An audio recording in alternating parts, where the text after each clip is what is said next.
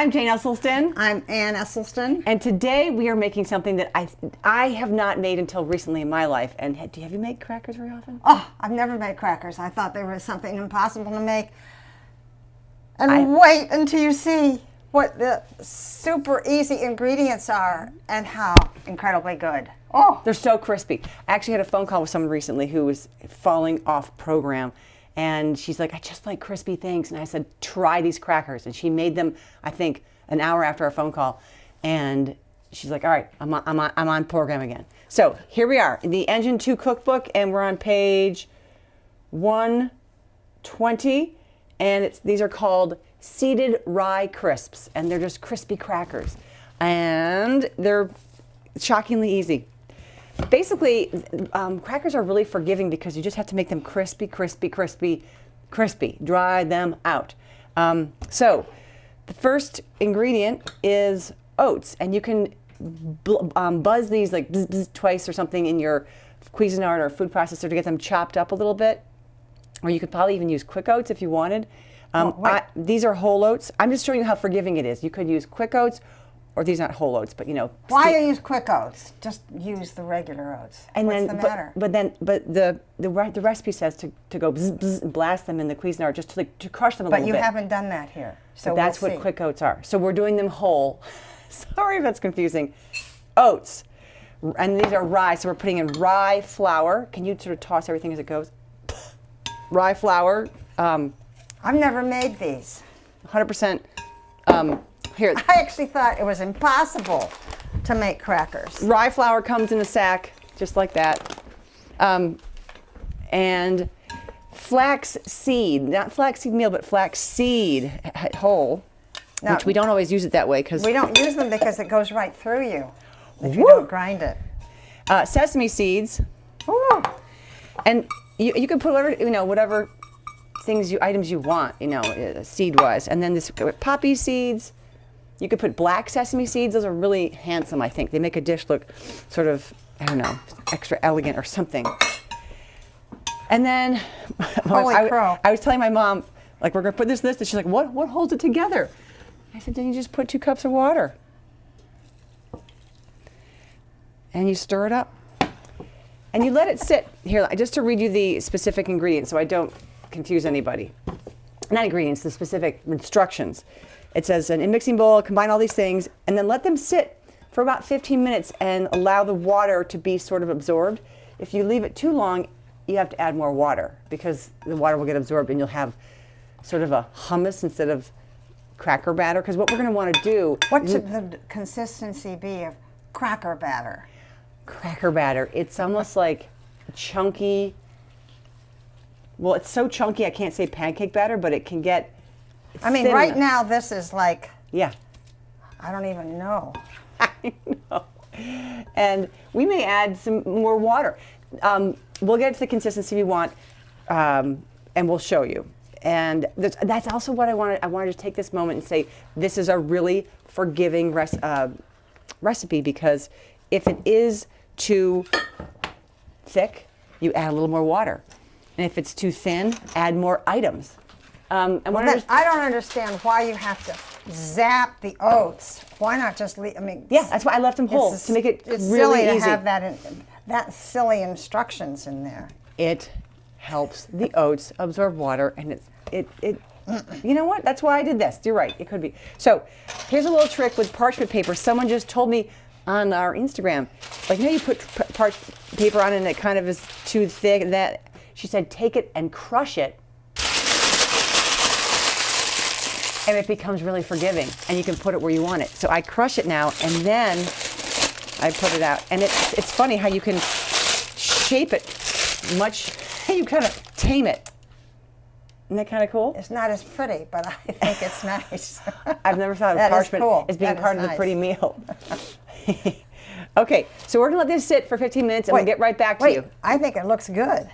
You think it isn't good? We could go for it. It's been probably, 3 minutes, 4 minutes?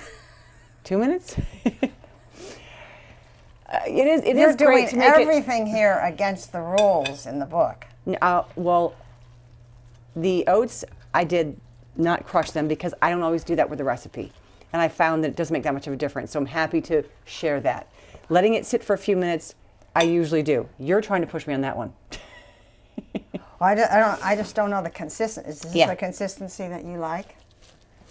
Yeah, that's good. So what we're going to do is, so we are going to take a moment and discuss what we're going to do.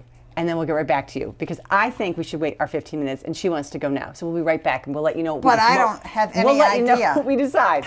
Well, we are back and we've compromised in a couple of ways. We've let it sit for 10 or so minutes, not quite 15. And in that time, I wanted to add a little bit more water. So because it got a little bit thicker than I like for it to be spreadable. These crackers depend. The weather, the oats being chopped up or not, maybe has something to do with it. Who knows? But the cracker batter is sort of like a chunky hummus, or what would you say? So we're going to pour this out on our sheets and make it as flat as possible. So will you? The thinner the better. I'm re-crunching just to see if it goes better a second crunch. While you're crunching, I'm going to pour some batter on mine. And I made a hole. Wait a minute. Jane. It's okay. This won't affect it. It can be. Okay, so we're going to pour these out. It can be, this is thicker batter than usual, but we're going to see how it goes. Spread it out. We have our tovelos. Hey, we were saying earlier that for our tovelos, we need holsters. We need holsters to get them out. So spread this as thin as possible. Now really, the thinner, the better.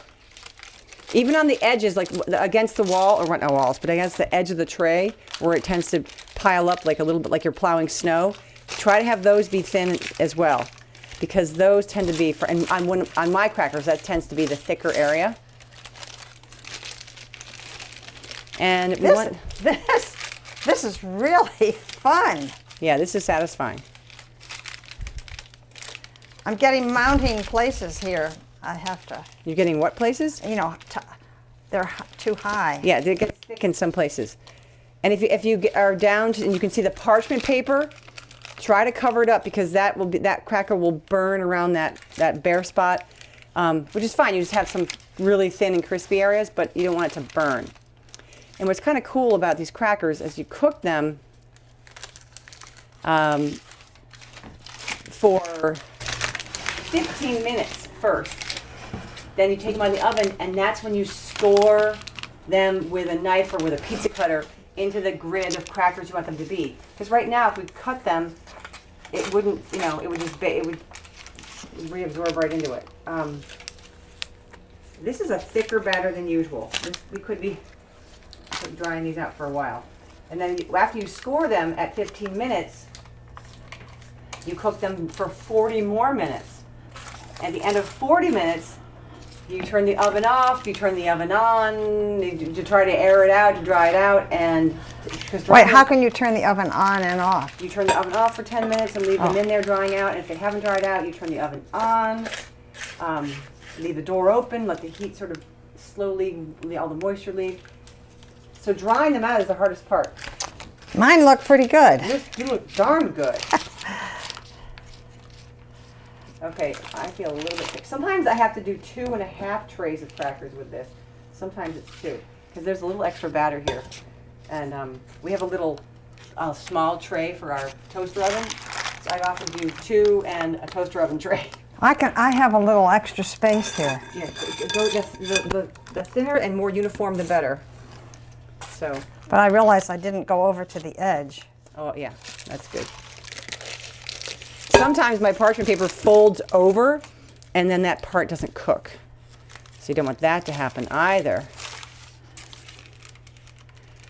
I could smooth this out all day, I'm afraid, so we should just get this in the oven.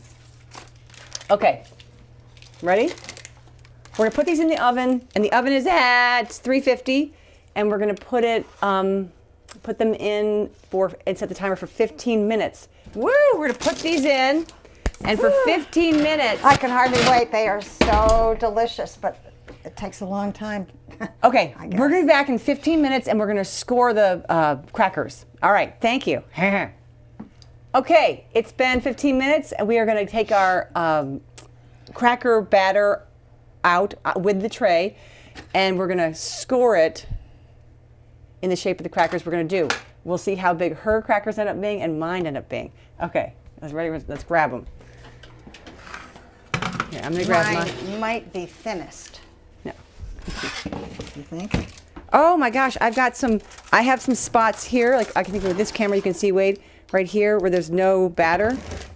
Those are gonna be like little burns or crispy cookies. Oh, oven, the heat, we need it. Okay, so score these into the size cracker you want with a pizza cutter or with some sort of knife. This is a bread knife, I love these things.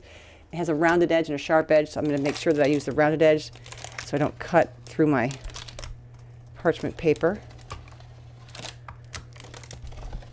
And this is sort of fun. I accidentally always do mine on an angle. You're doing yours straight. So you grit it, and you realize this is how they make the size, like wheat thins. They look like wheat thins, like little square wheat thins. Oh, yours are big, Mommy. Yeah, yours are too small.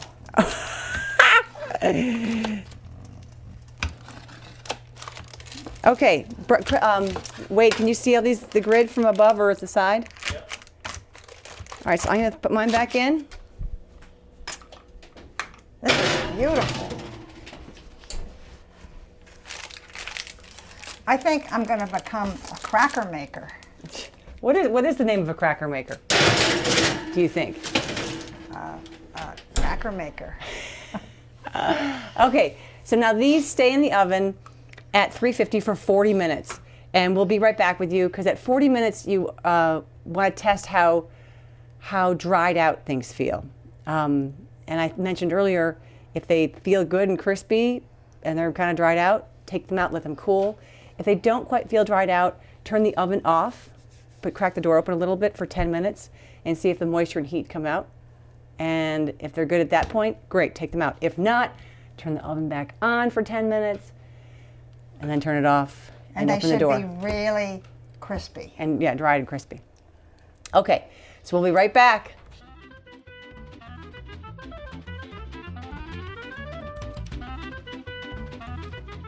I feel kind of badly. My crackers have been on the top rack for this last stretch, and they're ready. And my mom's are gonna cook for a little bit longer. But since they're ready and they're ready, good to go. Let's go.